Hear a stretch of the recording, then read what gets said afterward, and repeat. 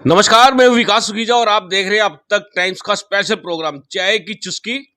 बात करेंगे उसकी। दोस्तों, एपिसोड नंबर है 89 और इस बार हमारे साथ जिस व्यक्ति को मैं आपको लाने वाला हूं, आपको मालूम है कल मैंने एक पोस्ट डाला था कि आज हमारे साथ बात होगी एक सामाजिक कार्यकर्ता सरदार प्रीतपाल सिंह पन्नू।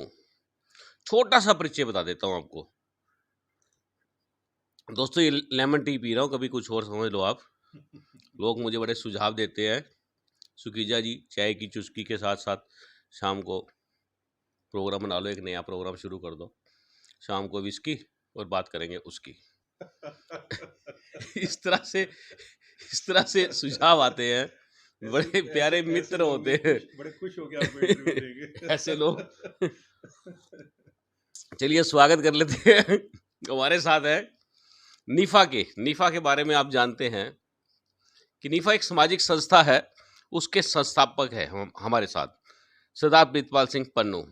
आज इनको हम इनके बचपन से छेड़ेंगे।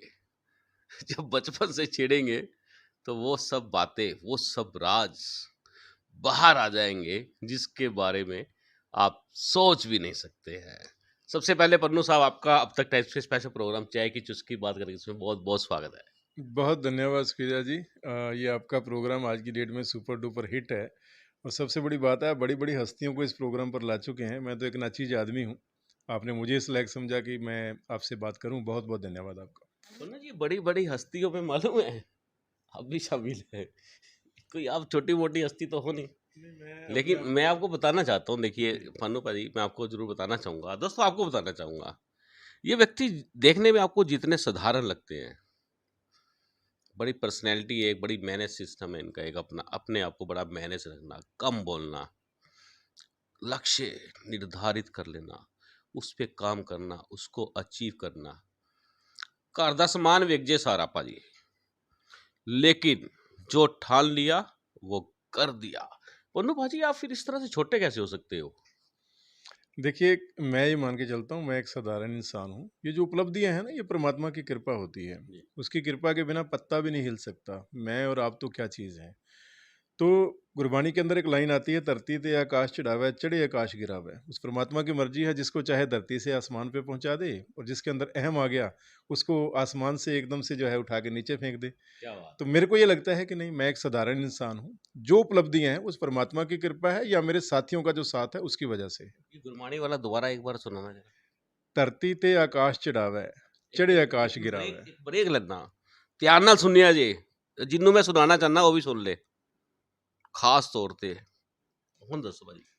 ये गुरबानी का एक शब्द है, जलते थलकर थलते कुआं कूपते मेर करावे, धरती ते आकाश चढ़ावे चढ़े आकाश गिरावे। कि वो परमात्मा जो है, अगर वो चाहे जहाँ जल है वहाँ थल कर सकता है, जहाँ थल है वहाँ जल कर सकता है, जहाँ कुआं है वहाँ पर्वत खड़ा कर सकता है। और किसी व्यक्ति को वो चाहे तो वो जमीन से उठाकर आसमान पर चढ़ा सकता है। लेकिन अगर परमात्मा की नज़र टेढ़ी हो गई, क्योंकि हरजी अहंकार ना पावई, परमात्मा को अहंकार अच्छा नहीं लगता। किसी में बहुत अहंकार आ गया कि मैं बहुत बड़ी तोप हूँ, तो वो ऐसा करता है कि 1 मिनट में आसमान से उठा के नीचे पटक देता है। बहुत से एग्ज़ाम्पल समाज में हमारे सामने हैं। बिल्कुल, वो मैं दे दूँ या आप दोगे? नहीं, ज़रूरत क्या है? सब जानते हैं। हमें किसी को व्यक्तिगत नाम लेके बात करने की ज़रूरत ही क्या है?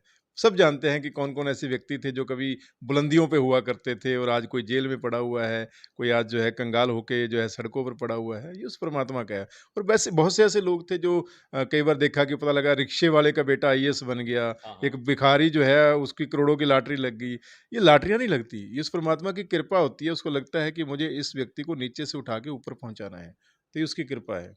तो नहीं, जो लोग नीचे से ऊपर चले गए हैं, अब उनकी बारी है नीचे आने की? नहीं, ऐसा ज़रूरी नहीं होता। जो लोग नीचे से ऊपर जाकर अपने पाँव ज़मीन पर रखते हैं, ज़मीन से जुड़े रहते हैं, हंकार नहीं आता, वो हुँ, कभी गिरते नहीं हैं। गिरता वही है जो पाँव भी साथ-साथ ऊपर ले जाता है, हुँ। जो धरातल से नहीं जुड़ा रहता, जो उड़ने लगता है आसमान में, उनका नीचे आने का समय कभी न कभी ज़रूर आता है। बिल्कुल दोस्तों, बता दें, अहंकारी अहंकारी बंदा एक ही है, फिलहाल तो अभी समाज के अंदर सबकी नज़र उसी पे टिकी हुई है। अहंकार ज़्यादा हो गया और ये अहंकार लंबा नहीं चलेगा, मैंने खुद देखा है पन्नू भाजी, 27-28 साल मुझे भी हो गए पत्रकारिता करते हुए। मैंने देखा है एकदम से ऐसे ऊपर चले जाते हैं, बड़ी बड़ी कुर्सियों पे बैठ जाते हैं और नीचे 1 मिनट के अंदर, उसको बोलते हैं अर्श से फर्श पर और फर्श से अर्श पर। अगर ये बात एक बार समझ आ जाए, इसके अंदर घुस जाए 150 ग्राम के दिमाग के अंदर, दोस्तों मैं गारंटी से कह सकता हूं, जो समाज की सेवा का लक्ष्य लिया है पन्नू भाजी, वो आदमी उसको अचीव करता है। वो समाज के साथ जुड़ कर रहता है, समाज के दुख दर्द को समझता है। पन्नू भाजी, आपका जीवन कैसे स्टार्ट हुआ बचपन में? आज भी आपने बड़ी वो एक, मुझे आपकी ड्रेस देख के लग रहा है दोस्तों कि ये ड्रेस हमारे गवर्नमेंट स्कूल में पढ़ता था कभी किसी जमाने में, तो हमारी खाकी पैंट और सफ़ेद कमीज हुआ करती थी। लेकिन जिस तरह से आपने ये आधी बाजू की आज शर्ट पहनी है, बेहद ही स्मार्ट, और कौन सी क्लास के छात्र लग रहे हो? क्लास व्यक्ति की सारी उम्र चलती रहती है। व्यक्ति सारी उम्र सीखता रहता है, स्कूल से कॉलेज, कॉलेज से यूनिवर्सिटी, यूनिवर्सिटी के बाद जो है समाज की क्लासें चलती हैं। व्यक्ति सारी उम्र सीखता रहता है, अनुभवों से सीखता है। जब उसके साथ कुछ अच्छा या बुरा होता है, उस एक्सपीरियंस से व्यक्ति सीखता है। तो आजकल समाज की क्लास चल रही है। सवाल कैसा लगा आपको? सवाल बहुत ऐसे अच्छा हो है। सकते हैं सवाल? बिल्कुल, बिल्कुल, बहुत बढ़िया आपका मज़ेदार सवाल है और मज़ेदार जवाब यही है कि आजकल समाज की क्लास चल रही है। समाज जो सिखा रहा है, वो सीख रहा हूँ। दोस्त जो समाज सिखा रहे हैं, वो सीख रहा हूँ। समाज बड़ा ठोकता है दोस्तों, ये बात याद रखना। हमारे चेहरे पे आपको जो ये मुस्कान दिख रही है ना, ये थपेड़े लगे हुए हैं बहुत ज्यादा, समाज के थपेड़े लगते हैं, उसके बाद थोड़ी सी अकल ठिकाने पे आती है। मनुपा जी, बचपन में आपने भी काफी संघर्ष किया है, और एक छोटी सी अल्प आयु के अंदर तिहाड़ जेल में चले गए थे। ये कौन सा एपिसोड था? ये लोगों को पता ही नहीं आपके बारे में। हैं? देखिए, तिहाड़ जेल का नाम सुनते ही एकदम से कइयों के कान खड़े हो गए कि अच्छा, पन्नू जी तो बचपन से क्रिमिनल थे। हाँ, ये बात है ऐसा दोस्तों, नहीं, ये आप देख सकते ऐसा हैं। नहीं है। बचपन, क्योंकि मेरा परिवार बहुत धार्मिक परिवार रहा है। मेरे दादाजी, मेरे पिताजी, वो धार्मिक कीर्तन किया करते थे। डाडी जथे के तौर पर जो है वो जो है गुरु इतिहास सुनाया करते थे। घर के अंदर गुरबाणी, घर के अंदर गुरु ग्रंथ साहब था। मेरी माँ जो है वो मेरी पहली टीचर है। मेरी माँ जब मेरी कंघी करती थी, मुझे शहीदों की, देशभक्तों की, कुर्बानियों की कहानियाँ सुनाया करती थी, महापुरुषों की कहानियाँ सुनाया करती थी। तो बचपन से ही एक कहीं न कहीं मन के अंदर जज़्बा था और मैं बचपन से ही एक निडर जो है, एक मेरा बचपन रहा है। तो जब आपको याद होगा 80 के अंदर जो है अकाली मोर्चा चल रहा था और इस समय जो है एक ये पूरा नैरेटिव था ये कि सिखों के साथ जो है इस देश में गलत हो रहा है। 1982 जब एशियाड गेम हुई थी, तब दिल्ली में मोर्चा लगाया गया था अकाली दल की ओर से जी। और उसमें डेली सिखों के जत्थे जाकर जो है गिरफ्तारी दिया करते थे। मेरा 71 का बर्थ है, तो 82 के अंदर लगभग 11 साल का था, पूरा 11 साल का भी नहीं हुआ था। तो मेरे मन में आया कि मुझे भी जाकर गिरफ्तारी देनी है। कौन सा बर्थ है, कौन से सन है? 71 का मेरा बर्थ है 71 का बर्थ। और 82 की मैं बात कर रहा हूँ। तो मेरा जन्म जो है भारत-पाकिस्तान युद्ध के बीच में हुआ था। मेरी माँ बताती है, रात को अंधेरे हो जाते थे। हाँ, वो ऊपर एक से बम पटाखा, गिरते थे। एक बम फूटा और पन्नू जी इस धरती पे आ गए, ऐसा था क्या? तो अब परमात्मा जाने कैसा आ गया। ये ऐसे ही ये तो मेरे मम्मी मेरे मेरे पिताजी रास्ते में हुए थे जब 47 का जब विभाजन था, पार्टीशन जब हुआ था। तो मेरी दादी प्रेग्नेंट थी। दादाजी एक बार उनको मारकर वहीं फेंक कर आने वाले थे, भी कहाँ लेकर जाएँगे, परदादा जी अड़ गए कि नहीं लेकर जाना है। तो पिताजी का जन्म रास्ते में हुआ था और मेरा जन्म 1971 की वॉर के दौरान हुआ। तो 1982 की मैं बात बता रहा हूँ कि उस समय ये था और उस समय भजनलाल सीएम थे। भजनलाल ने एक अनाउंस किया कि मैं हरियाणा से होकर एक भी सिख को दिल्ली नहीं जाने दूँगा। ये बात मेरे को पिंच कर गई। मैं सिर्फ़ मात्र पौने 11 साल का था या 11 साल से कम उम्र थी मेरी। ये पिंच कर गई कि हरियाणा से होकर एक भी सिख को दिल्ली नहीं जाने दूँगा। मैंने घरवालों को नहीं बताया, कुछ नहीं किया, अपना कपड़े जो पहनता था पहने और सीधा जाकर जो करनाल से ट्रेन दिल्ली जाती थी उसमें बैठ गया। पन्नू जी आपको चेकिंग भी हुई। शायद हो सकता है बच्चे के कारण मेरे को किसी ने कुछ कहा नहीं। तो मैं वहाँ गुरुद्वारा बंगला साहब गया, वहाँ से डेली जत्थे गिरफ्तारी देते थे, वहाँ जाकर जो है मैंने भी नाम लिखवा दिया और मैंने गिरफ्तारी दी। लगभग 15 दिन तिहाड़ जेल में रहा मैं अकाली मूवमेंट के अंदर। पन्नू जी, जो ये आपने बात, ये राज जो खोला है कि भजनलाल हरियाणा के मुख्यमंत्री होते थे, और उन्होंने एक फरमान जारी किया कि हरियाणा से किसी भी सिख भाई को दिल्ली नहीं जाने दूंगा। तो सरकार किसकी थी? कांग्रेस की? कांग्रेस की सरकार थी, भजनलाल जी मुख्यमंत्री थे, अहंकार पूरा सिर पे था उनके था कि क्या होता है कि जब व्यक्ति सत्ता की कुर्सी पे पहुंच जाता है ना, उसके अंदर अहम बहुत ज़्यादा। हालांकि मैं व्यक्तिगत रूप से उनका एक सम्मान भी करता हूँ, अच्छे व्यक्ति रहे हैं, उसके बाद कई बार उनसे मिलना भी हुआ, तो वो सम्मान भी करते थे। लेकिन वो दौर ऐसा था कि उस समय अकाली मूवमेंट चल रही थी, एक सिखों के खिलाफ एक पूरा माहौल जो है वो एक तैयार था। तो उस समय का माहौल ऐसा था और उस माहौल के अंदर जो बीइंग ए मुख्यमंत्री केंद्र को खुश करने के लिए उनको बयान देना चाहिए था, वो बयान उन्होंने दे दिया और वो बयान मुझे पिंच कर गया। मेरे जैसे हज़ारों को पिंच किया, बहुत से लोग गए, बहुत से लोग जो है छुप-छुपा के गए। वहाँ डेली गिरफ्तारियाँ होती थी, तो मैंने भी गिरफ्तारी दे दी, 15 दिन में रहा। मेरे पास वो सर्टिफ़िकेट आज भी पड़ा हुआ है। वो मूवमेंट क्या था वो बोला? मूवमेंट यही था कि उस समय पूरे देश में एक मूवमेंट चल रही थी और इंटरनेशनल लेवल पे ये बताने का प्रयास किया जाता था कि जो कांग्रेस की सेंट्रल गवर्नमेंट है, सिखों के साथ कहीं न कहीं जो गलत कर रही है, सिखों को दूसरे दर्जे का शहरी समझा जा रहा है। उस समय कुछ ऐसा माहौल था। अनंतपुर साहब का मोर्चा जो है, उसका एक पूरी मूवमेंट जो है उस समय पंजाब में चल रही थी। पंजाब में भी डेली गिरफ्तारियाँ होती थी। तो ये उस समय का माहौल ही ऐसा था कि डेली कुछ ना कुछ हो रहा था। पन्नू जी, उस समय का माहौल और आज का माहौल अगर हम कंपैरिजन करें तो मुझे लगता है कोई फ़र्क नहीं है। आज भी सिखों को बड़ी सस्पेक्टेड नज़र से देखा जा रहा है और कुछ सिखों की जो एक्टिविटीज़ ऐसी है, वो पूरे सिखों को ही दाँव पर खड़ा कर रही है। ये बड़ा सवाल है, ये अपने आप में बड़ा सवाल है। हाँ। लोगों का सवाल है ये। जी। लोग जानना चाहते हैं कि कौन-सी दिक्कत है, परेशानी क्या है कि आज लोग यानी कि कुछ सिख लोग हैं, खालिस्तान की माँग कर रहे हैं, देश का माहौल ख़राब कर रहे हैं, भाईचारा ख़राब कर रहे हैं। क्या लगता है आपको? देखिए, जहाँ तक मैं बात करूँ, आपने 2 बात कही कि सिखों को सस्पेक्टेड नज़र से देखा जा रहा है, ऐसा नहीं है। अगर 2 या 4% जो है कम्युनिटी के लोग जो हैं, उनकी किसी बात को 2 या 4% क दूसरी कम्युनिटी के लोग रिएक्ट करते हैं, तो उसको ये नहीं कहा जा सकता कि सिखों को शक की नज़र से देखा जा रहा है। सिखों के प्रति समाज में बहुत सम्मान है। कोरोना काल के दौरान जो सिख कम्युनिटी ने सेवा की, जिस प्रकार से आगे बढ़कर जो है, चाहे वो लंगर लगाने की बात हो, राशन बाँटने की बात हो, दवाइयाँ बाँटने की बात हो, अभी जितेंद्र सिंह शंटी है दिल्ली से, उनको पद्मश्री भी इसीलिए दिया गया। तो सिख समाज ने जो सेवा की है और यहाँ नहीं, पूरी दुनिया में जो सेवा की है, जो सेवा कर रहे हैं, उसकी वजह से सिखों का सम्मान बहुत बड़ा है। इसमें कोई शक नहीं है। और दूसरी बात एक मैं बता दूँ, जहाँ तक खालिस्तान की बात है, खालिस्तान मैं नहीं मानता कोई मुद्दा है। एक बार पूरा इसने ज़ोर पकड़ा था, अगर 80s की बात करें, 84 की बात करें, उस समय जो हालात थे, उसने ज़ोर पकड़ा था। उसके बाद ये मुद्दा रह नहीं गया। कुछ परसेंट लोग हैं, चाहे आप उसे गुरपतवंत पन्नू जैसे लोग कहें, जो इसको मुद्दा बनाने का प्रयास कर रहे हैं, या कुछ ऐसे लोग हैं जिनको लगता है कि हमारे साथ सही नहीं हो रहा। हिंदुस्तान के अंदर हमारे साथ जो है वो एक जो भी एक नैरेटिव उनका बना हुआ है, उसकी वजह से वो डिमांड करते हैं। लेकिन मैं बता दूँ, डिमांड वो मानी जाती है जिसमें बहुसंख्यक कम्युनिटी उसके साथ जुड़ी हो। मेरा अपनी एक पीछे मैंने एक रिसर्च थी, मैंने की थी कि मेरी अपनी रिसर्च के हिसाब से 95% या 98% तक सिख जो है वो देश के साथ रहना चाहते हैं। उनको अलग खालिस्तान नहीं चाहिए। अलग देश से टूटकर वो अलग नहीं होना चाहते। 90 कितने देश परसेंट बताया आपने? 98% मैं मान के चलता हूँ, तो 1 या 2% हैं जो इस मांग को आगे बढ़ा रहे हैं। लेकिन मैक्सिमम सिख जो है वो देश के साथ ही रहना चाहते हैं। लेकिन ये उम्मीद करते हैं कि देश के अंदर जो है उनको बराबरी का दर्जा दिया जाए। उनकी जो आज़ादी के इतिहास में कुर्बानियाँ रही हैं, इतिहास उठाकर देख लें तो जितनी भी फांसियाँ हुई हैं, जो भी इस प्रकार के हुए हैं, 93% जो फांसियाँ हैं वो सिखों को दी गई हैं।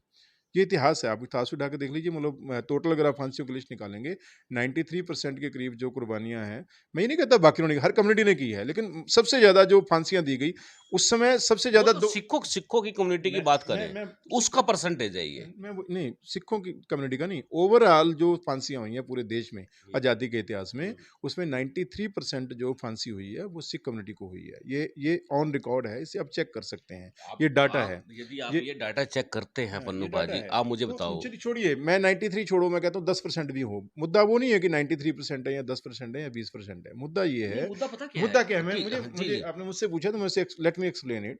मुद्दा ये है कि सिख हमेशा से देशभक्त रहा है। सिखों ने आज़ादी की लड़ाई में भी साथ दिया। सिखों ने जो है आज सरहदों पर भी सिख जो है फौजियों के रूप में जो है खड़े हुए हैं, पाकिस्तान से लोहा ले रहे हैं, चाइना के बॉर्डर पर खड़े हुए हैं। आप तीनों जंगें चारों उठाकर देख लीजिए, आप 47 का देख लीजिए, आप 71 की लड़ाई देख लीजिए, 62 की लड़ाई देख लीजिए, जितनी भी लड़ाई हुई है, बाकी कम्युनिटियों के साथ-साथ सिख फौजियों ने भी पूरी शूरवीरता के साथ जो है अपने जौहर दिखाए हैं। तो सिखों की देशभक्ति पे जब कोई सवाल खड़ा करता है, तब दुख होता है। अब मोटी सी बात यह है कि मान लीजिए 2 या 3% लोग जो हैं वो खालिस्तान की मांग कर रहे हैं। आप उन 2-3% लोगों को की वजह से पूरी कम्युनिटी के ऊपर अगर आप सवाल खड़ा करेंगे तो आप गलत हैं, सिख कम्युनिटी गलत नहीं है। सवाल खड़े करने वाला गलत है जो हर सिख को खालिस्तानी कहना शुरू कर देता है। हर सिख, अब करनाल की बात करता हूं मैं, हमारा साथी है गुरजंट सिंह, ठीक है। हालांकि मैंने आज का खुल्ला नहीं, मैं आ रहा हूँ, नहीं नहीं नहीं नहीं, खालिस्तान का सपोर्टर कभी नहीं है। उसकी एक जगह दिखा दो वो खालिस्तान का सपोर्टर है। मैं लाइव आके नहीं बोला है, खुद नहीं क्लियर नहीं साफ कह नहीं दिया नहीं उसने। है, नहीं है, नहीं है, गलत फहमी है। इस गलत फहमी में वही तो मैं कह रहा हूँ, नैरेटिव गलत सेट हो रहे हैं, जी। नैरेटिव गलत सेट हो रहे हैं। वो संत जरनैल सिंह भिंडरांवाले का सम्मान करता है, मैक्सिमम सिख करते हैं, उनको संत मानते हैं, वो एक अलग इशू है। दो इशू अलग अलग हैं, उनको क्लब किया जा रहा है। मैं जब डाचर वाला मुद्दा हुआ था, मैं सीएम साहब से जब हम लोग मिले थे तो मैंने सीएम साहब को भी कहा था कि सीएम साहब, दो चीजें अलग अलग हैं, उन्हें क्लब मत कीजिए। 98% सिख खालिस्तान नहीं चाहते, लेकिन 98% सिख संत जरनैल सिंह भिंडरांवाले को संत मानते हैं। ये दोनों अलग अलग मुद्दे हैं, इनको आप क्लब मत कीजिए। वो उनकी अपनी आस्था है, आप उस आस्था पे मत जाइए। खालिस्तान का कोई मांग करता है, देश को तोड़ने की मांग करता है, उसके खिलाफ खुल के कार्रवाई कीजिए, हम भी आपके साथ हैं।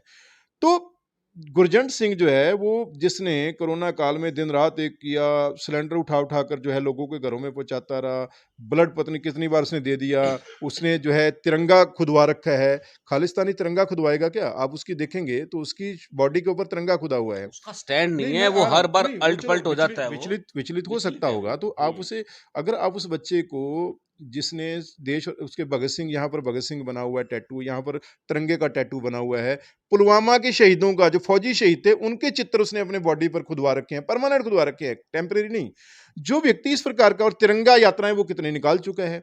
जब ऐसे व्यक्ति को, ऐसे बच्चे को अगर आप खालिस्तानी का टैग लगाओगे तो वो कहेगा जब मैंने इतना कुछ कर लिया, मेरे को खालिस्तानी बनाना ही चाहते हो तो मैं बन ही जाता हूं। नहीं, वहां मैं नहीं। जो चीज मैं कहना चाह रहा हूँ, जी मेरी जी बात को जी जी। समझिए।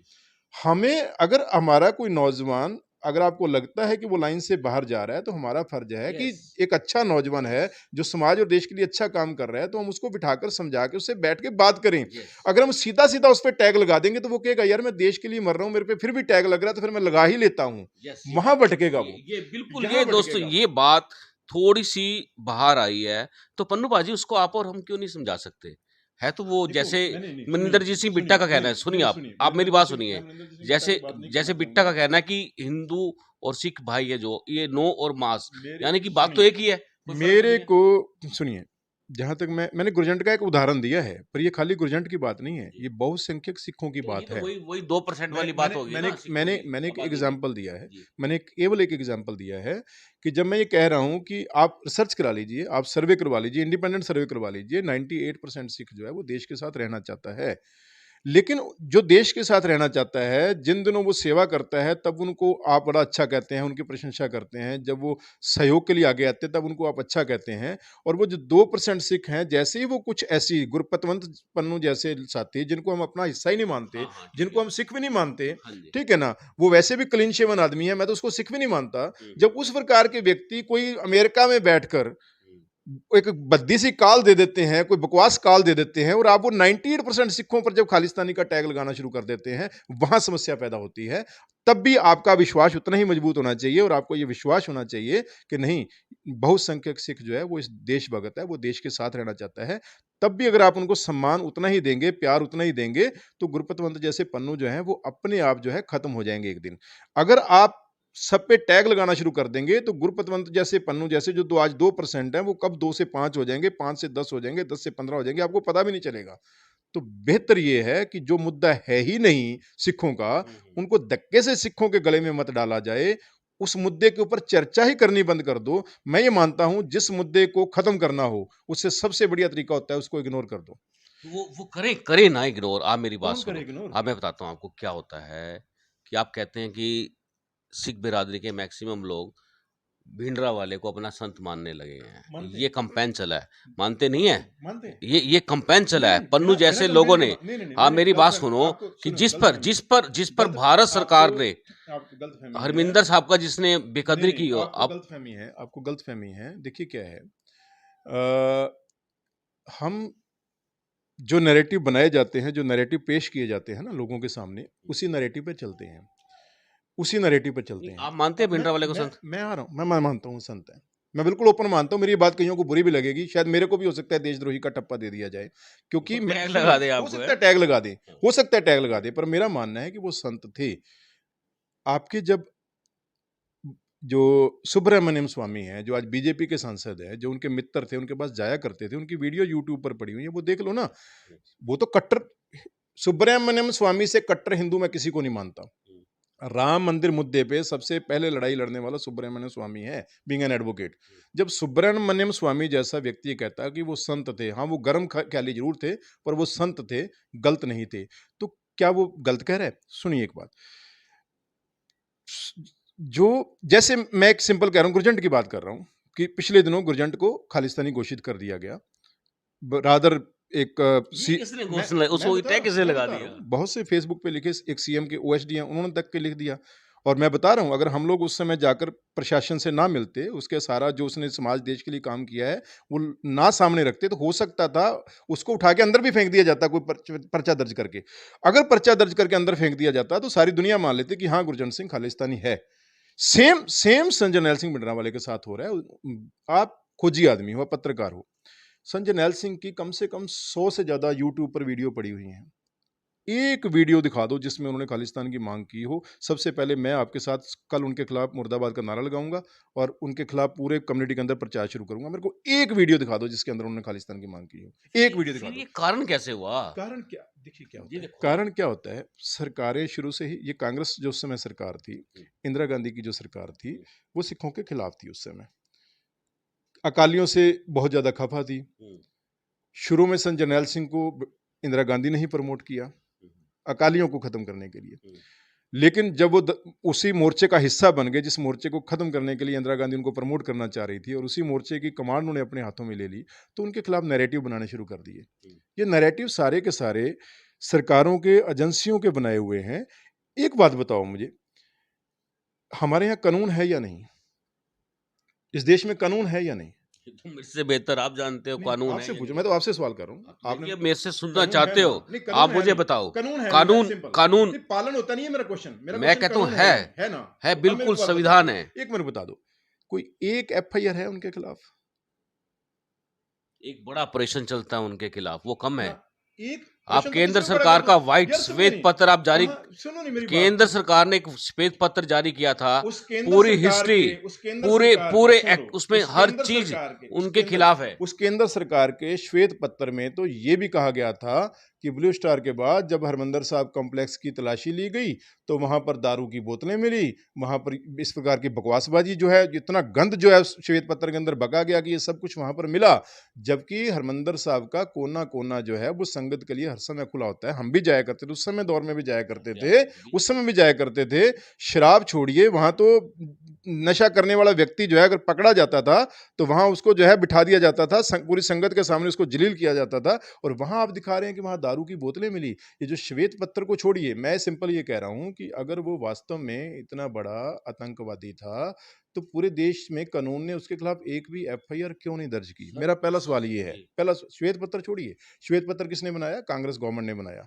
कांग्रेस गवर्नमेंट जो है उस समय सिखों के खिलाफ थी। कांग्रेस गवर्नमेंट को ब्लू स्टार ऑपरेशन को जस्टिफाई करना था, अदरवाइज लोग जो है वो ज्यादा भड़कते कि आपने कैसे आक्रमण कर दिया। तो उसको जस्टिफाई करने के लिए आप जो मर्जी कर लो। मेरा सिंपली आज भी मानना है, अगर 98% सिख खालिस्तान के समर्थक नहीं है, लेकिन वही 98% सिख संत जरनैल सिंह को संत मानते हैं, तो इतनी बड़ी कम्युनिटी जो है वो पागल नहीं हो सकती। उस कम्युनिटी का वास्ता संतों से ज्यादा रहा है, इन रिस्पेक्ट कि दूसरे लोगों के बजाय उनका वास्ता ज्यादा रहा है, उन्होंने नजदीक से देखा है, इसलिए उनको पता है कि वो क्या थे। हाँ, वो गर्म ख्याली थे, सिखों को शस्त्र धारण करने की बात कहते थे, और वो गुरु गोविंद सिंह के समय से, गुरु हरगोबिंद साहब के समय से शुरू से सिख धारण करते आए हैं, ठीक है ना। शस्त्र धारण करना जो है वो सिखों की परंपरा का हिस्सा है, ठीक है। ये और बात है, जो उस समय के हालात थे, वो हालात जितने बिगड़े हैं उसमें सबसे बड़ा योगदान उस समय की सरकारों का रहा है। अनंतपुर साहब मता जो है, अगर उसको शुरू में ही उसके ऊपर बैठ के एक हेल्दी डिस्कशन हो जाती, अगर उसके ऊपर बैठकर एक हेल्दी चर्चा हो जाती, बाद में भी तो लोंगोवाल राजीव समझौता हुआ, इतने लोग मरवा के, हजारों लोग मरवा के, इतना लंबा संघर्ष करके, बाद में भी तो राजीव लोंगोवाल समझौता हुआ। वो पहले क्यों नहीं हो सकता था? पहले क्यों नहीं चर्चा? अब असली मुद्दा क्या है, आप छोड़िए खालिस्तान की बात को छोड़ दीजिए, अलगाववाद कहीं भी उठाकर देख लीजिए। आज अमित शाह जी ने, मोदी जी ने पहल की और सालों से कुछ मुद्दे जो लटके हुए थे, कोकराझार का एक बहुत बड़ा एरिया है असम के अंदर। जब हमने वन इंडिया राइड निकाली थी, हम कोकराझार गए थे, तो यूं मशीन गनें तनी हुई थी, उनके बीच में से निकलकर हमें जाना पड़ा था। वो मुद्दा कभी सॉल्व ही नहीं हो रहा था, क्योंकि कोई भी सरकार उसको सॉल्व नहीं करना चाह रही थी। इस सरकार ने पहल की और कोकराझार के मुद्दे के ऊपर जो भी दोनों पक्ष थे, उनको बिठाकर उस मुद्दे को सॉल्व कर दिया। क्या ये मुद्दा पहले नहीं सॉल्व हो सकता था? वो कोकराझार में भी तो अलगाववाद चल रहा था, वहां भी तो नक्सलवाद चल रहा था। क्यों उस मुद्दे को सॉल्व पहले नहीं किया गया? अभी सरकार ने पहल करी, वो मुद्दा सॉल्व हो गया, ऑलमोस्ट वहां पर शांति आ गई। तो मुद्दे जब भी बिखराव की तरफ जाते हैं, वो तब जाते हैं जब सरकारें उन मुद्दों को इग्नोर कर देती हैं, उनको अनदेखा कर देती हैं, तब जाकर जो है मामले बिगड़ते हैं। अगर शुरू में ही, हमारे यहाँ कहता है nip the evil in the bud, कि जो बुराई कोई भी आने वाली है समाज में, उसको शुरू में ही खत्म कर दिया जाए। ठीक है। मनु पाजी, मेरा जो सवाल है भिंडरा वाले पे है, आप कहते हो संत है, मैं कहता हूं कि हरमिंदर साहब के अंदर भिंडरा वाले के पास इतने हथियार, फौरन के हथियार, वो कहाँ से आए? जब उनको कहा गया, आर्मी ने कहा कि आप अपने हाथ ऊपर करके बाहर आ सकते हैं, न्याय मिल सकता है, कोई बात है उस पे चर्चा हो सकती है, तब तब उनका विश्वास क्यों नहीं बना आर्मी के ऊपर? क्यों नहीं वो बाहर आए? आ जाते, टैग तो ना लगता, कम से कम इतना बड़ा मामला तो ना होता।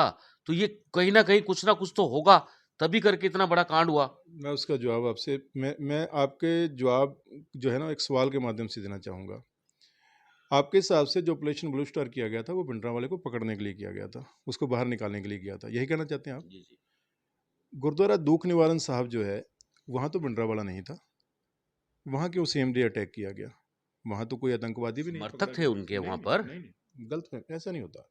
ऐसा नहीं होता, समर्थक तो उनके चप्पे चप्पे पे होंगे, सब जगह आप अटैक नहीं कर देंगे। अगर भिंडरांवाला ही लक्ष्य था, तो गुरुद्वारा दूख निवारण साहब के अंदर भिंडरांवाला नहीं था, पहली बात ये। दूसरी बात ये है कि अगर भिंडरांवाले को ही पकड़ना लक्ष्य था, तो गुरु अर्जन देव जी का शहीदी पर्व ही क्यों चुना गया? गुरु अर्जन देव जी के शहीदी पर्व पर संगत जो होती है, वो नॉर्मल से कम 20 गुना ज़्यादा होती है। ये सामान्य दिनों में क्यों नहीं किया गया, जब संगत कम होती, रजिस्टेंस भी कम होती, अंदर लड़ाई वाले भी कम होते, ईजी हो जाता उनको पकड़ना? गुरु अर्जन देव जी का शहीदी दिवस क्यों चुना गया, जिस दिन कैजुअलिटी ज़्यादा होने की उम्मीद थी, लोगों के ज़्यादा मरने की उम्मीद थी, संगत ज़्यादा मरने की उम्मीद थी, संगत के भड़कने की ज़्यादा उम्मीद थी? वो दिन क्यों चूज किया गया?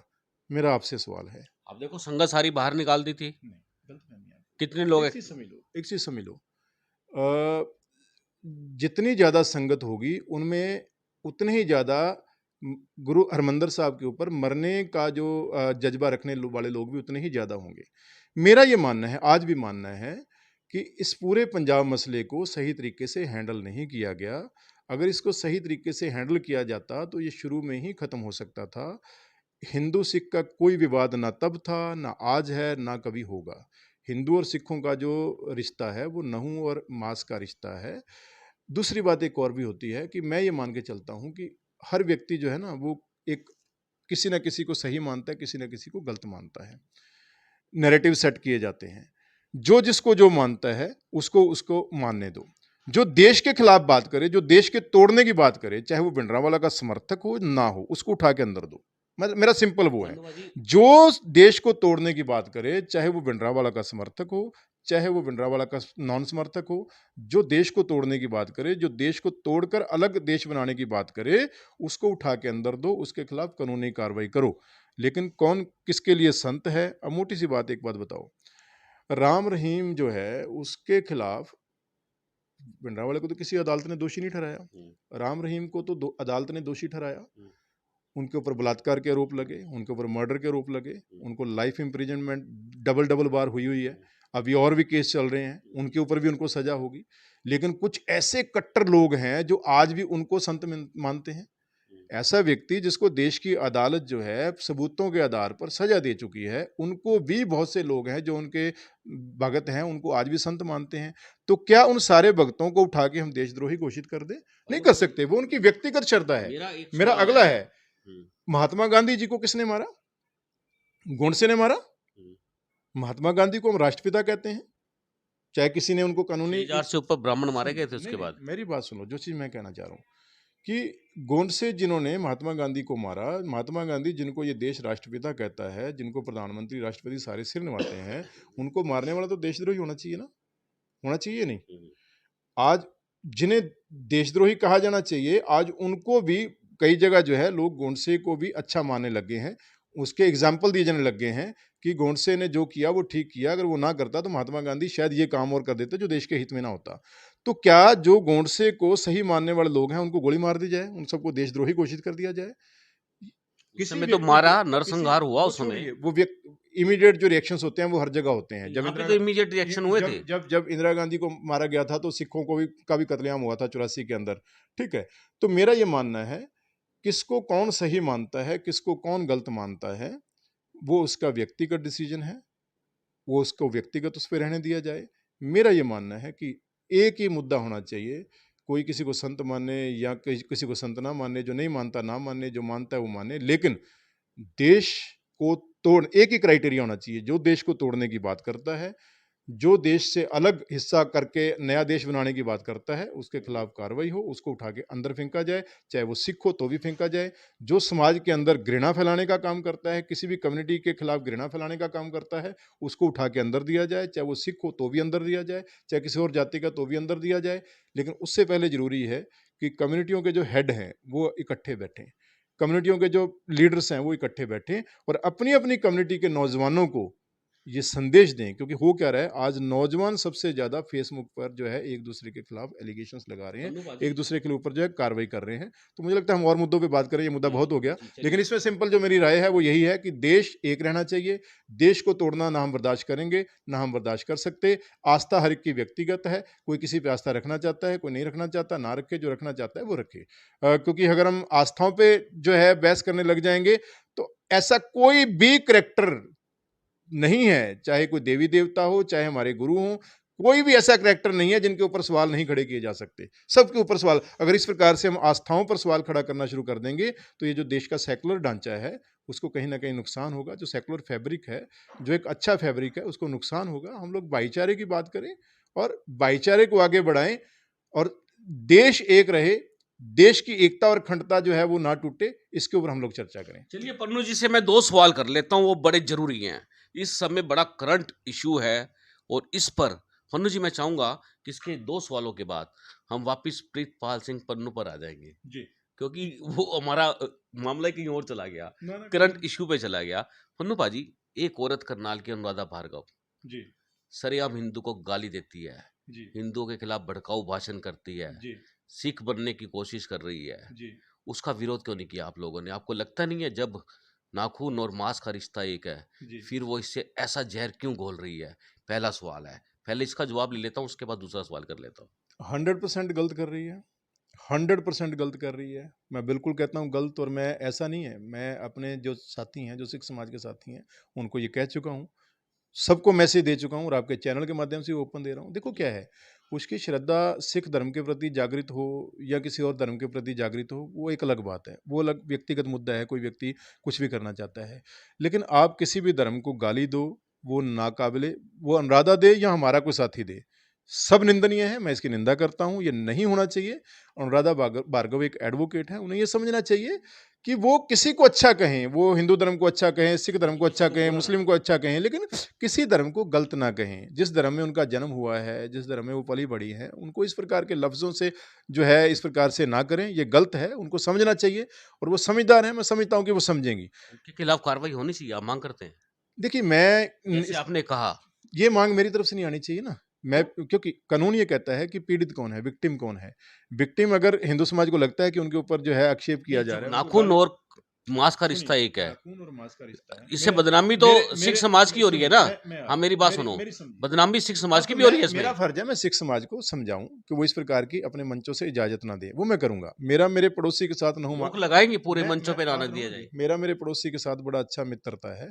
मेरे पड़ोसी के मकान पर कोई कब्जा करने आ रहा है, मैं उसके साथ खड़ा होऊंगा, लेकिन शिकायत तो उसी को करनी पड़ेगी ना, मैं थोड़ी करूंगा शिकायत। दोस्तों आप देख सकते हैं किस तरह से पलटा लगा। विक्टिम हिंदू समाज है, नाखून और मांस का रिश्ता कहने की बात है। आप ये बात बड़ी क्लियर सी हो रही है। पन्नू जी से मेरा दूसरा सवाल है, पन्नू जी किसान नहीं, आंदोलन मैं आपकी जी, पहले तो आपने जो ये टिप्पणी की है, मैं उस टिप्पणी से सहमत नहीं हूँ।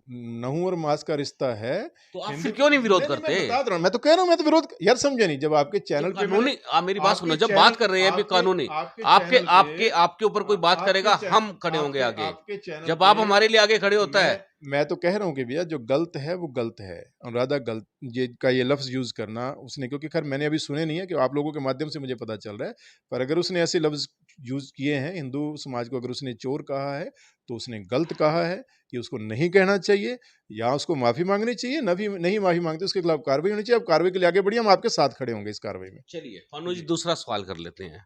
अब दूसरा सवाल ये है कि कुछ लोग किसान नेता बन गए हुँ, और सीधा सीधा सरकार को ललकार लगाते हैं हुँ, कि हम सिख खड़े हैं यहाँ पर, हुँ, सड्डा कुछ करके दिखा दो। हुँ, ये बड़ा आपने सुना भी होगा, हुँ, और ये मैंने भी सुना है, हुँ। इसलिए मैं आपसे प्रश्न कर रहा हूँ, वो लोग कौन सी श्रेणी में आते हैं जो इस तरह की ललकारें मारते हैं कि आपका एक मुद्दा है, आप उस पे लड़ाई लड़ रहे हैं, आंदोलन कर रहे हैं, करो, लेकिन इस धार्मिक भावना को बीच में क्यों बार देते हैं? मुझे नहीं लगता किसान आंदोलन में किसी ने भी ये बात की है। मैं सहमत नहीं हूँ आपसे इस बात से। किसान नेताओं की नहीं, बात नहीं, कर रहा नहीं, हूँ। नहीं, मैं किसान नेताओं, किसान नेताओं ने कभी ये कहकर मैंने नहीं किसी को सुना कि मैं सिख हूँ, मेरा क्या मैंने कभी नहीं किसी को सुना। किसान नेताओं ने एज़ ए किसान नेता ही बात की है, और जहाँ किसान आंदोलन की बात है, उसमें अलग-अलग जातियों के लोग जो हैं, जो किसान हैं, वो जुड़े हैं। किसी की जाति के कम जुड़े हैं, किसी के ज़्यादा जुड़े हैं। सिख और जाट बहुत ज़्यादा जुड़े हैं, लेकिन इसमें जो अपने वो ढाबे वाले राणा जी थे, क्या नाम है उनका? मैं नाम भूल गया। तो अदर कम्युनिटी के लोग भी जुड़े हैं, रोड कम्युनिटी के भी बहुत से किसान जुड़े हैं। ये किसानों का मुद्दा है, ये धार्मिक मुद्दा है ही नहीं, तो मुझे नहीं लगता मुझे इस पर कुछ भी बोलने की कल ज़रूरत कल है। बड़ा-बड़ा तो वहाँ हाँ, असम तो में रहा, वो ठीक है, वो उनकी ग्रीवेंसेस है, वो सरकार के साथ उनकी लेकिन ग्रीवेंसेस है। ललकारा, देखिए समझे नहीं, आप एक चीज़ समझिए, जब सिख फौजी लड़ने के लिए जाते हैं, पाकिस्तान से युद्ध लड़ रहे हों, तो वहाँ भी वो बोले सो निहाल, सत श्री अकाल के नारे लगाते हैं। ये उनको ताकत देता है। आप हाँ, सुनिए हम मेरी बात। खुद भी लगाते हैं, ये हम भी उनको लगाते हाँ, हैं। तो लगाते हैं ना। हुँ, तो ये नारे जो होते हैं ना हर एक व्यक्ति के, जब हमारे राजस्थान के साथी जाते हैं, तो उनके भी नारे हैं, वो अपने नारे लगाते हैं। हम भी जब हमारे हिंदू भाई नारे लगाते हैं, तो वो हर हर महादेव का नारा लगाते हैं। ये नारे जो बने होते हैं ना, ये हाँ, उनको लगा ताकत ताकत देते हैं। हर कम्युनिटी का अपना बिल्कुल, नारा होता बिल्कुल, है, बिल्कुल। जो उसको ताकत देता है। जी। उस नारे का मतलब ये नहीं होता कि वो अपनी कम्युनिटी को जो है उसका अहंकार दिखा रहा है, नहीं, ये उनके नारे हैं, उनके जो पुराने पुरातन इतिहास के अंदर जो नारे बने हुए हैं, जो उनको ताकत देते हैं। सिखों के अंदर ये है कि जब वो बोले सुहाने हाल का नारा लगाते हैं, तो उनके अंदर जो है एक जीत की भावना आती है। उनको लगता है कि अब हम संघर्ष में जीत जाएंगे। ठीक है, ऐसे ही जब हिंदू कम्युनिटी के साथी जब इकट्ठे होकर किसी जाते हैं, तो हर हर महादेव का, जय बजरंगबली का नारा लगाते हैं। उनको लगता है कि महादेव हमारे साथ खड़े हैं, और बजरंगबली हमारे साथ खड़े हैं। ऐसी मुस्लिम जब लड़ते हैं, तो वो अल्लाह अकबर का नारा लगाते हैं। तो हर कम्युनिटी के अपने नारे हैं। इन नारों को लगाने का मतलब ये नहीं है कि वो अपनी धर्म की सुप्रीमेसी जो है वो साबित कर रहे हैं, या उसको ऊपर रखकर चल रहे हैं, नहीं होता। ये उनके नारे हैं, वो लगा रहे हैं। तो किसान कम्युनिटी जो है, उनकी मांग जो है वो धार्मिक है ही नहीं। वो तो उनकी किसानी की मांग है, जो उनकी समस्याएं हैं, सरकार को बैठकर उनसे चर्चा करनी चाहिए। और मुझे लगता है, देखो सबसे बड़ा पंगा कहाँ होता है, जब भी हम कोई लॉ बनाते हैं ना, और लॉ बनाते समय उस कम्युनिटी को लॉ के अंदर शामिल नहीं करते जिसका इसके लिए लॉ बनाया जा रहा है। समस्या वहाँ से पैदा होती है। अब स्मार्ट सिटी, मैं मोटी सी बात कर रहा हूँ, स्मार्ट सिटी का काम चल रहा है। स्मार्ट सिटी के अंदर जिन इलाकों में कुछ भी किया जाना है, उस इलाके के लोगों को योजना में शामिल ही नहीं किया जाता। एक बाहर की कंपनी को बुलाया जाता है, वो योजना बना देती है, जिसको करनाल के किसी कोने का नहीं पता, जिसको ये नहीं पता करनाल कहाँ सही है, कहाँ गलत है, और उसकी राय पर उठाकर जो है एक योजना बना दी जाती है। तो वो योजना फ्लॉप ही होगी। किसानों के लिए योजनाएँ बनाई जाएँ, सरकार की नीयत पे शक नहीं है, सरकार अच्छी नीयत से किसानों के लिए योजना बनाए, लेकिन किसान प्रतिनिधियों को साथ बिठाकर करे। 2 चीज़ें होंगी, एक तो उनसे अच्छी राय मिल जाएगी, दूसरी अगर कहीं इस बात की है कि हमें शामिल नहीं किया जा रहा, तो उस प्रकार की जो भावना है, उसको भी एक शांति मिलेगी, और मिलकर जो कुछ निकल कर आएगा, ठीक है ना? उसमें कुछ बातें सरकार की मानी जाएँगी, कुछ किसानों की मानी जाएँगी, और जो वो मिनिमम कॉमन प्रोग्राम हम जिसे कहते हैं, तो जब वो बात निकल कर आएगी, तो उसमें किसानों का भी भला होगा, सरकार का विरोध भी नहीं होगा, और सरकार जो अच्छा काम किसानों के लिए करना चाहती है, वो कर भी पाएगी। बिल्कुल दोस्तों, आपको बता दें, बहुत अच्छा सुझाव है पन्नू जी का। पन्नू जी, आपने एक बात कही कि सिखों को पूरा मान-सम्मान नहीं मिल रहा। ये आपने कहा है, कहीं न कहीं थोड़ा-सा गैप दिखता है। आपने कभी सुना है कि किसी भी जो सेजदारी है, उस बंदे ने किसी सरदार जी को देखा हो, केसदारी को देखा हो, और उनको बिना सरदार जी बोले, बिना मान-सम्मान दिए, कभी पुकारा है, कभी ऐसा लगा आपको आज तक? देखिए, मैं कह रहा हूँ, मैंने ये नहीं कहा कि नहीं, मुझे बहुत सम्मान दिया समाज ने। मुझे हिंदू समाज ने बहुत सम्मान दिया है। पूरी पूरी कम्युनिटी को दिया नहीं, है, नहीं, पूरी कम्युनिटी को मिलता है। क्योंकि वो लोग बात एक सर बिल्कुल सुनिए, बात 2 एक ही चीज़ें है। हैं, लोगों के बीच में तो कोई झगड़ा है ही नहीं ना, हम्म, लोगों के बीच में तो झगड़ा है ही नहीं। लेकिन ये कहीं एक भावना सरकारों को लेकर, प्रशासनिक उसको लेकर जो है, हमारे कुछ लोगों के मन में आती है कि हमारे साथ जो है, जिस प्रकार का बराबरी का व्यवहार होना चाहिए, वो नहीं आता। तो उस भावना को एड्रेस करने की ज़रूरत है, उस भावना को ठीक करने की ज़रूरत है। मैंने ये नहीं कहा कि ऐसा होता है या मेरे साथ ऐसा होता है, मेरे साथ नहीं होता। मेरे को तो जितना सम्मान, रादर मैं कहूँ सिंपल सी बात मैं बताऊँ, जब मेरी वाइफ़ एमसी के इलेक्शन में खड़ी हुई थी, मेरे को वहाँ के शायद जट सिखों ने वोट नहीं दिया होगा, जितना मेरे को दूसरी कम्युनिटियों ने वोट दिया होगा। ये तो पॉइंट तो समझिए, कम्युनिटियों का कोई विवाद है ही नहीं। है ही नहीं। कम्युनिटी का कोई विवाद नहीं है, हर कम्युनिटी एक-दूसरे को सम्मान देकर चलती है। मैं जाता हूँ, मैं रोड बिरादरी में जाता हूँ, मेरे मित्र भरे पड़े हैं। मैं राजपूत बिरादरी में जाता हूँ, मेरे मित्र भरे पड़े हैं। मैं पंजाबी कम्युनिटी में जाता हूँ, खत्री कम्युनिटी में जाता हूँ, मेरे मित्र भरे पड़े हैं। मैं जितना भी समाज जो है, एससी समाज है, एसटी समाज है, मैं उनके बीच में जाता हूँ, मेरे मित्र भरे पड़े हैं। मेरे मुसलमानों में बहुत मित्र हैं, मेरे क्रिश्चियंस में बहुत मित्र हैं। तो मैं मानता ही नहीं कि कोई ऐसा समाज है जो सिखों को सम्मान ना देता हो। समाज पूरा सिखों को सम्मान देता है। समाज में कहीं कोई कमी नहीं है। लेकिन अगर सरकारी लेवल पे, प्रशासनिक अधिकारी लेवल पे कहीं सिखों को लगता है, एक वर्ग को चाहे अपनी लगता बात हो, रखें, वो रखें। एक वर्ग को लगता हाँ, हो, तो अपनी मैं बात कहता हूँ कि जो एक वर्ग को जो इस लगता ही है। प्रकार की बात करते हैं, उनको बुला लिया जाए। बताइए जी, कहाँ आपके साथ जो है गलत हुआ है? कहाँ आपको लगता है कि सिख होने के कारण आपको गलत हुआ है? उनकी उस बात को एड्रेस किया जाए। अगर कोई धक्के से उसके बाद भी करता है, तो उसको इग्नोर किया जाए।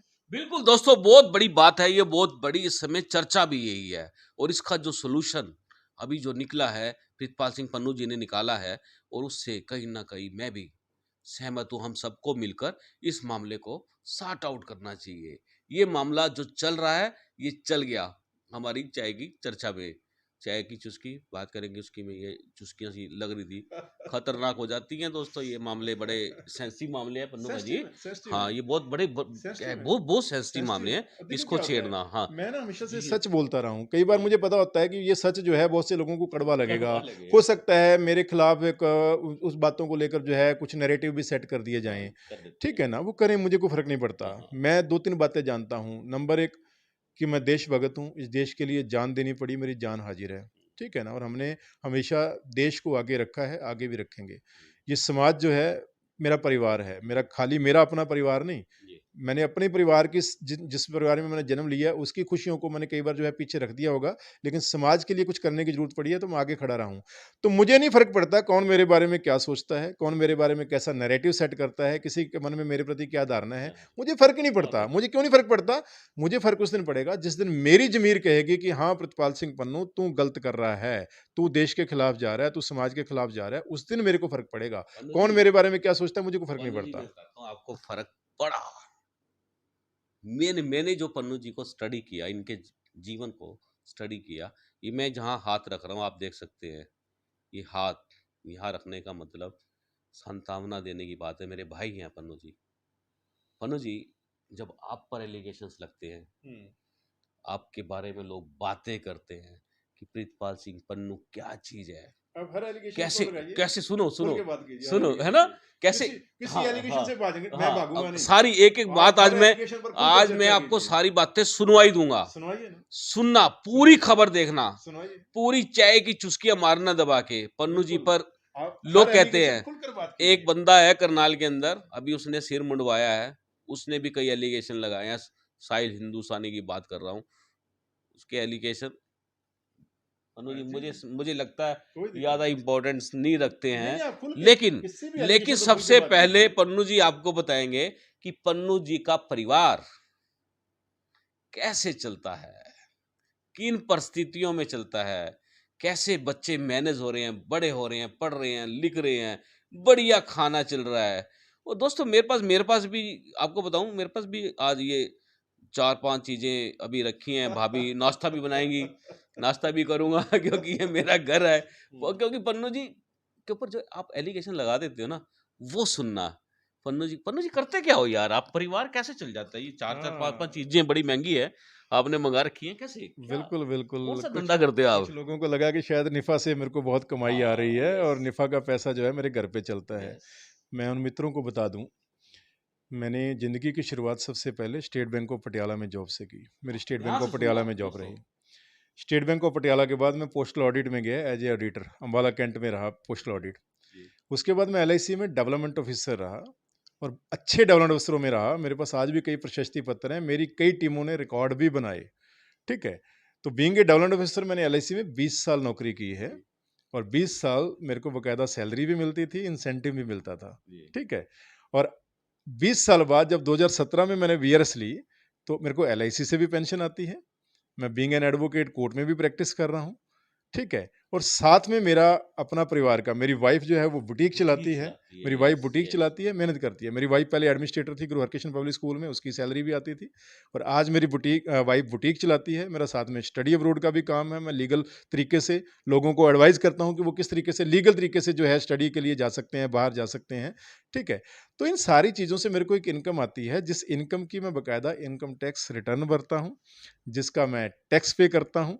और ये टैक्स पे करने के बाद इनकम जो है रिटर्न भरने के बाद भी अगर किसी व्यक्ति को लगता है कि पता नहीं मेरे घर का खर्चा कहाँ से चलता है, तो भाई उस व्यक्ति की बुद्धि का मैं कुछ नहीं कर सकता। वो गल्ला चेक कर ले आगे यार, इधर मैं उस आगे। व्यक्ति की बुद्धि का कुछ, मैं उसे ये कहता हूँ कि अगर उसे लगता है कि मैंने बहुत पैसा कमा लिया, कईयों को लगता है कि शायद मैंने बहुत पैसा कमा लिया, विदेशों में शायद मैंने कोई बड़े बड़े बिजनेस सेट स्कूल कर बना लिए, लिए आपने हैं। बिजनेस सेट कर लिए, तो एक कानून के अंदर एक धारा होती है जिसे कहते हैं कि आय से अधिक संपत्ति का होना।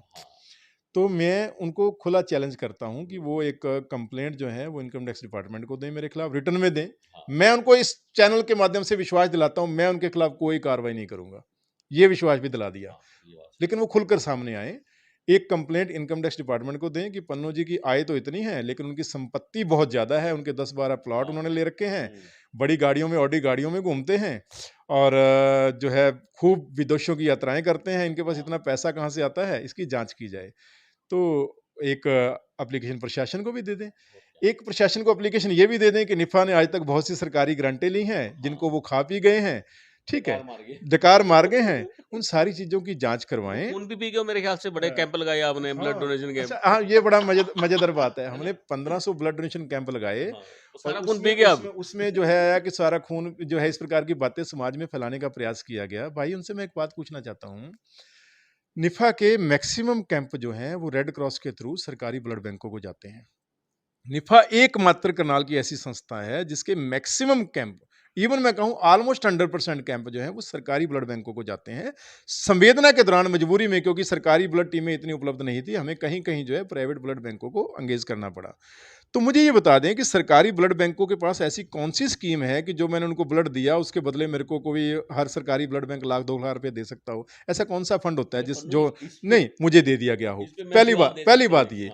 दूसरी बात ये, जो हमने 1500 ब्लड डोनेशन कैंप पूरे देश में एक ही दिन में लगाए, निफ़ा ने केवल कोऑर्डिनेट किया।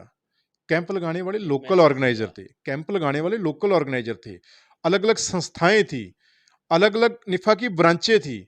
और ज्यादा नहीं तो एक कैंप में अगर हम 10 वॉलंटियर्स को भी लगाएं, या चलो 3-3 हम ये लगाते हैं जो मेन कार्यकर्ता रहे होंगे, तो 1500 इंटू 4500, तो प्रतिपाल पन्नू, तो बहुत बड़ी चीज है कि 4500 लोग उसके साथ करप्ट हो गए, सारे इस करप्शन में शामिल हो गए। आपसे बात भी नहीं करना तो मैं चाहिए। कह रहा हूँ 4500 आदमी सारे के सारे प्रतिपाल पन्नू के साथ इस करप्शन में शामिल हो गए और 1 लाख यूनिट ब्लड इकट्ठा करके वो हमने जो है उठा के पाकिस्तान को, नेपाल को बेच दिया, वहां से करोड़ों रुपए ले। यार कुछ तो शर्म करो यार।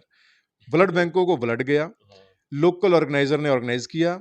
किसी ने उन लोगों को ये तो पूछो 1500 कैंप लगाने के लिए खर्चा कितना होता है? मैं पूरे देश में गया, पूरे देश में यात्राएं की, लोगों को इस अभियान के साथ जोड़ा, कभी उन्होंने ये पूछा कि खर्चा कितना हुआ है? हमने तो अखबार निकाली थी सूर्योदय, उस अखबार में कितनी हमें कहां कहां से इनकम आई और कितना खर्चा हुआ, वो अखबार में छाप के पूरे कनाल में बांट दिया, ताकि अगर किसी ऐसे व्यक्ति ने पैसा दिया हो और वो ये कहे कि पन्नू जी आप तो इसमें से 20 लाख रुपया छुपा गए हो, ये पैसा भी आपके पास आया था, वो ओपनली कह सके। खर्चे जो हमने लगाए हैं उसके अंदर, उन खर्चों के ऊपर कोई व्यक्ति चैलेंज कर दे। मैं पूरे देश में घूमा, मेरा प्रयास रहा जहां भी जाऊं वहां धर्मशाला में रहूं, ना कि किसी 5 स्टार होटल में। मैं वहां किसी सरकारी गेस्ट हाउस में रहूं, ना कि किसी 5 स्टार या 4 स्टार होटल में। मेरा ये प्रयास रहा हर जगह। मैं पूरा साउथ घूमा, पूरा साउथ मैंने बाय रोड किया, मैं बाय एयर भी कर सकता था। मैंने बॉम्बे तक बाय एयर गया, बॉम्बे से अपने दोस्त की, जगदीप सिंह जी हमारी निफा के लाइफ मेंबर हैं, उनकी कार उठाई, मेरे साथ गौरव पुनिया थे, पूरा साउथ बाय रोड किया ताकि संस्था का खर्चा बचे। कार मैंने टैक्सी नहीं करी, मैंने टैक्सी के बिल नहीं डाले। अगर मैंने पैसा कमाना था मैं टैक्सी के बिल डाल सकता था, आगे मेरे अकाउंट चेक कर लो। मैं बाई रोड जो है वो पूरे इंडिया में गया, सिर्फ ताकि कार के डीजल में जो है, और वहाँ दोस्तों के घरों पे रहने का प्रयास किया। कहीं-कहीं जहाँ नहीं इंतज़ाम था, वहाँ किसी सरकारी गेस्ट हाउस में, और सरकारी गेस्ट हाउस भी अगर नहीं मिला तो ओयो होटल, जो सबसे थर्ड क्लास होटल माने जाते हैं, मैं उनमें रहा, ताकि कम से कम खर्च के अंदर हम इस संवेदना कैंपेन को आगे ले जा सकें। तो लोकल ऑर्गेनाइज़र, फंड्स की मैनेजमेंट उनकी, मुझे बता दो कि मैंने कहाँ कमा लिया? हाँ, पन्नू जी एक स्कूल भी कहते हैं आपने स्कूल भी नया बनाया बहुत बढ़िया, और एक बहुत बड़े क्या बोलते हैं बसथाड़ा के अंदर कॉलेज है, उसमें भी हिस्सा डाल रखा है। कहाँ-कहाँ हिस्से डाल रखे हैं आपने? ये जी। क्या कर क्या रखा है? ये बड़ा बड़ा जी, बड़ा मोटा जी। माल कमा रहे हो आप। जी, बहुत मोटा माल ये कमा रहा हूँ। एलिगेशन कैसे लग जाते हैं ये? बहुत बहुत मोटा माल कमा रहा हूँ। ये देखो क्या क्या होता इसमें सच्चाई है, क्या है? एलिगेशन क्या होता है, गुरु नानक देव जी को हम समाज सुधारक मानते हैं, वो गुरु थे, सिख धर्म के प्रवर्तक थे। हम तो उनके पाँव की धूल भी नहीं है। धूल से भी बहुत नीचे हैं हम लोग तो, धूल के बराबर भी नहीं हैं हम तो। उन्होंने अपनी गुरबाणी के अंदर खुद लिखा, बाणी के अंदर, कोई आखे भूतना को कहे बेताला, कोई आखे आदमी नानक बेचारा, कि कोई मुझे भूतना कहता है, कोई बेताला कहता है, कोई कहता है बेचारा आदमी धक्के खाता फिर रहा है। तो जो कहने वाले लोग हैं ना, उन्होंने गुरु नानक देव जी को नहीं बख्शा, सुकरात को नहीं बख्शा, महान व्यक्तियों को नहीं बख्शा, तो मैं तो कुछ हूँ ही नहीं, नाचीज आदमी हूँ। जहाँ तक स्कूल की बात है, मेरा जो स्कूल, जिसको लगता है कि मैंने कुछ स्कूल बनाया है, वो ऐसा करे, वो वो नीचे ले जाए। मेरे से नहीं, वो मेरे से अष्टाम लिखवा के ले जाए कि पन्नू जी का जो स्कूल है, वो हम जो है अपने नाम करवाना चाहते हैं, मेरे से फ्री में अपने नाम करवा ले। करवा लें। बस्ताड़ा के अंदर जो कॉलेज था, कॉलेज के अंदर एक मेडिकल हॉस्पिटल था, वो दूध वाली आरपी कॉलेज है ना? नहीं, आरपीआईटी। आरपीआईटी, उनका जो हॉस्पिटल था, वो मेरे मित्रों ने लिया था, गुरमीत सचदेवा और रघुराज सिंह बेदी, उन्होंने लिया था चलाने के लिए, उन्होंने सारी इन्वेस्टमेंट की, मैंने उनका बीच में जो है कोऑर्डिनेशन करवाया, उन्होंने सम्मान स्वरूप और ये कहा कि पन्नू जी आप समय देंगे, आप इस हॉस्पिटल को चलाने में हमारी मदद करेंगे, हम आपको सम्मान स्वरूप 10% का शेयर होल्डर बनाते हैं। उसमें कोई बुराई भी नहीं सुनिए, है? नहीं, सुनिए ना, आगे आगे मेरी सुनिए। लोगों को मेरे बारे में पता ही नहीं है। हुँ, हुँ। तो मुझे 10% का शेयर होल्डर बनाया गया, रिटर्न में बकायदा एफिडेविट के माध्यम से। 6 महीने बाद मैंने देखा कि यार, ना तो मैं समय दे पा रहा हूँ, ना मेरा पैसा लगा है। मैंने 6 महीने बाद बकायदा एफिडेविट बना के, वो एफिडेविट ऑन रिकॉर्ड है, मैंने वो अपना 10% शेयर गुरमीत जी को, रघुराज जी को वापस कर दिया कि ना मैं समय दे रहा हूँ, ना मैं सॉफ्टवेयर चलाने में कोई मदद कर रहा हूँ, और ना ही मेरा पैसा लगा है। तो मेरी ज़मीर मुझे अलाउ नहीं करती कि मैं फ्री का 10% का हिस्सा आप लोगों से इस हॉस्पिटल के अंदर लूँ, और मैंने वो 10% का शेयर उठा के वापस कर दिया। वो ऑन रिकॉर्ड एफिडेविट है, आज का नहीं बना हुआ, नोटराइज़ है, नोटरी की डेट उसके ऊपर है। तो मैं फ्री का खाने में यकीन नहीं करता सुखीजा जी, अगर फ्री का खाने में यकीन करता, मेरी संस्था जिस लेवल पर है, मैं करोड़ों रुपए की गवर्नमेंट से ग्रांटें ले सकता था। मैं एफसीआरए, मैंने आज तक एफसीआरए नहीं लिया। हम एफसीआरए लेके, मेरे जितने फॉरेन में लिंक है, करोड़ों रुपए हम लोग जो है फॉरेन से ग्रांटें ले सकते थे। बिल क्लिंटन जैसे संस्थाओं से हम ले सकते थे, दूसरे देश के राष्ट्रपतियों से मेरे संबंध है। बड़े लेवल पर ग्रांटें हम इकट्ठी कर सकते थे, और करोड़ों रुपए इकट्ठा मैं कर सकता था। मुझे किराए के मकान पर रहने की ज़रूरत नहीं थी। आज 22 साल बाद भी मैं किराए के मकान पर रह रहा हूँ। मुझे अगर इतना ही पैसा इकट्ठा मैंने कर लिया होता, तो मैं किराए के मकान पर नहीं रहता मेरे भाई। 7-8 साल से मेरे पास एक ही कार है, जिसका लोन एचडीएफसी बैंक से चल रहा था, जो पिछले महीने कंप्लीट हुआ है। उसकी मंथली इंस्टॉलमेंट जाती थी। बधाई है मुझे उसके तो मुझे आपको। हाँ, धन्यवाद। चलो, एक बोझ तो हटा। हाँ, तो मुझे, मैं 2-4 बढ़िया एक आधी ऑडी लेके चलता, या फॉर्च्यूनर हाँ। बड़ी गाड़ी लेकर चलता। मुझे क्या ज़रूरत थी कि मैं 8 साल से जो है एक ही अर्टिगा चलाए जा रहा हूँ, उसी के अंदर घूम रहा हूँ। तो ये लोगों के नैरेटिव्स हैं। मैं ये तो कह रहा हूँ कि किसी भी व्यक्ति के बारे में नैरेटिव बनाने का प्रयास किया जाता है। मेरे बारे में भी बनाने का प्रयास किया गया, कामयाब क्यों नहीं हो पाए? इसका सबसे बड़ा कारण है कि मेरे साथ जो लोग रहते हैं, मेरा जो टीम है, जो मेरे साथी हैं, उनको मेरे बारे में ए टू जेड पता है।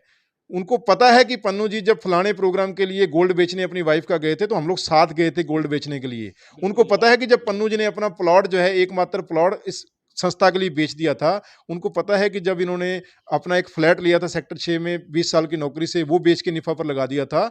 उनको पता है मेरे बारे में। इसलिए नैरेटिव बनाने वाले ऐसी की तैसी कराते रहते हैं, जोर लगाते रहते हैं, लेकिन मेरे साथी टस से मस नहीं होते, क्योंकि उनको मेरे बारे में पता है कि प्रितपाल पन्नू क्या है, और क्या उसने संस्था के लिए किया है, क्या वो समाज और देश के प्रति भावना रखता है। इसलिए उनकर इन टुच्ची बातों का कोई फ़र्क नहीं पड़ता। अनु जी, चाय की चुस्की बात कर रहे हैं, कैसा लग रहा है आपको? मज़ा आ रहा है? अच्छा है, खुल के क्या होता है कि जब प्लेटफ़ॉर्म आपसे कैसा बारे लगा में, आपको? ये प्लेटफ़ॉर्म कैसा ये लगा? प्लेटफ़ॉर्म अच्छा है। देखो क्या होता है, ये सबसे बड़ा, मैं इस प्लेटफ़ॉर्म की खूबी ये मानता हूँ कि किसी भी व्यक्ति के बारे में अगर कोई धारणा, कोई सही या गलत बना रहा है, तो उसको आपसे संपर्क करके इस मंच के माध्यम से हर बात का खुला जवाब देना चाहिए, नंबर 1। कोई व्यक्ति अपने अच्छे कामों को, अपनी संस्था के कामों को लोगों तक लेकर जाना चाहता है, तो उसको आपके मंच के माध्यम से लोगों तक पहुँचना चाहिए। ये अच्छा मंच है, 2 तरह से। कि अच्छी चीज़ें समाज के सामने आएँ और किसी व्यक्ति के बारे में गलत धारणा बनाई जा रही है तो उस धारणा को अगर वो गलत सच में है तो वो भी सामने आ जाए और अगर वो धारणाएँ झूठी हैं तो भी समाज के सामने आ जाए, ताकि समाज कम से कम जो है किसी व्यक्ति के बारे में नैरेटिव जो सेट किए जाते हैं उनका शिकार ना हो। तो बहुत मैं समझता हूँ अच्छा है। पन्नू जी, आपने हमसे बात की है, बहुत-बहुत धन्यवाद है आपका। आपका भी बहुत-बहुत धन्यवाद और मैं आपके चैनल के माध्यम से केवल एक अपील करना चाहूँगा, आज जो समय की और ये ज़रूरत बात है। मैंने आपको की नहीं, कोई अपील करना, बहुत ट्रेंड चली है ये नहीं, हमारे। मैं आप हाँ, मुझे ना भी कहते मैं करना चाहता जी, हूँ। जी, मैं जी, करना जी, चाहता जी, हूँ जी। ये कि करनाल का समाज, करनाल ही नहीं, देश का समाज, ये समाज जो है ना, ये इसकी एकता हमारी सबसे बड़ी ताकत है। हम लोग जब स्कूल में पढ़ा करते थे तो हमारा एक ऐसे आया करता था, विभिन्नता में एकता, भारत की एकता, हुँ, यूनिटी इन डाइवर्सिटी इंग्लिश में यस। आया करता हुँ, था हुँ, और ये अक्सर एग्जाम में आया करता था। हुँ, इसको बार-बार पढ़ाया जाता था। क्यों पढ़ाया जाता था? ताकि बच्चों के अंदर एकता की भावना मजबूत हो। और मित्रों, जिस बगीचे के अंदर एक ही कलर के फूल होते हैं ना, हाँ, उस बगीचे में मज़ा नहीं आता। जिसमें हुँ, अलग-अलग रंगों के फूल हों, ये भारत अलग-अलग रंगों का फूल है। अलग-अलग जातियों का, धर्मों का, भाषाओं का, वेशभूषाओं का, सबका ये साझा देश है। मैं केवल एक चीज़ कहना चाहता हूँ कि इसको केवल 2 हिस्सों में बाँट दो। एक वो जो देश को एक रखना चाहते हैं, एक वो जो देश को तोड़ना चाहते हैं। जो देश को तोड़ना चाहते हैं उनके खिलाफ खुल के खड़े हो जाओ, मैं भी खड़ा हूँ, आप भी खड़े हो जाओ और सारे मिल के खड़े हो जाओ। उनको या तो अपनी गलती का एहसास करा के वापस ले आओ और या उनको जो सज़ा बनती है कानून मुताबिक वो दो। धर्म और जाति के नाम पर अलग-अलग हम ना बनाएँ। करनाल में भी मेरे जो राजपूत मित्र हैं, वो अपने युवाओं को ये संदेश दें कि भाई सिख आपके भाई हैं। जो हमारे सिख लीडर हैं, वो अपने युवाओं को संदेश दें कि ये राजपूत, रोड सब आपके भाई हैं। जो हमारे जाट कम्युनिटी है, वो भी ऐसा संदेश दे। जो रोड कम्युनिटी है, वो भी ऐसा संदेश दे। जो वाल्मीकि कम्युनिटी है, वो भी ऐसा संदेश दे। जो कश्यप कम्युनिटी है, वो भी ऐसा संदेश दे। हम सारे ये संदेश दें कि हम एक ही माँ के, हमारी धरती माँ सबकी साझी है। जब हम इस माँ के सारे बेटे हैं, तो हम छोटी-छोटी बातों पर आपस में ना उलझें, हम पॉलिटिक्स का शिकार ना हों, राजनीतिक लोगों की जो चीज़ों का है, उनका शिकार ना हों और हम लोग भाईचारे को बनाकर रखें। हमारा कोई भी युवा गलत बोलता है, सिखों का कोई युवा गलत बोले, ये हमारी ज़िम्मेदारी है, हम उसको फ़ोन करके कहें कि तू ये गलत कर रहा है, इसको ठीक कर। नहीं ठीक करेगा, तो हम तेरे खिलाफ खड़े होंगे। ऐसी हर कम्युनिटी जो है, अपने-अपने युवाओं को कंट्रोल में रखे। फ़ेसबुक, सोशल मीडिया ये दो धारी तलवार है मित्रों। ये अगर समाज का भला कर सकती है, ये आपके विचारों को समाज तक पहुँचा सकती है, तो गलत विचारों की वजह से ये आग भी आपको भी लगा काट सकती सकती है। है, आग भी इस लगा चीज़ों सकती का ध्यान रखें। सोशल मीडिया को भाईचारा फैलाने का जो है हम यंत्र बनाएँ, भाईचारा खत्म करने का हथियार ना बनाएँ। सभी को मेरी ओर से बहुत-बहुत शुभकामनाएँ। सभी मिलकर जो है, ये देश हमारा है, ये देश सबका साझा है, इसकी एकता और अखंडता को हम लोग बनाए रखें। यही मेरा संदेश है। कहते हैं ना हम लास्ट में, भारत माता की। भारत माता की जय। हिंदुस्तान जिंदाबाद। जिंदाबाद है, जिंदाबाद था, जिंदाबाद रहेगा। बिल्कुल दोस्तों, आपको बता दें और आप सब लोग इस बात को अच्छे से समझ लें। लेकिन जाने से पहले एक बात तो मैंने आपको समझानी है। मेरा आपका रिश्ता ही ऐसा है।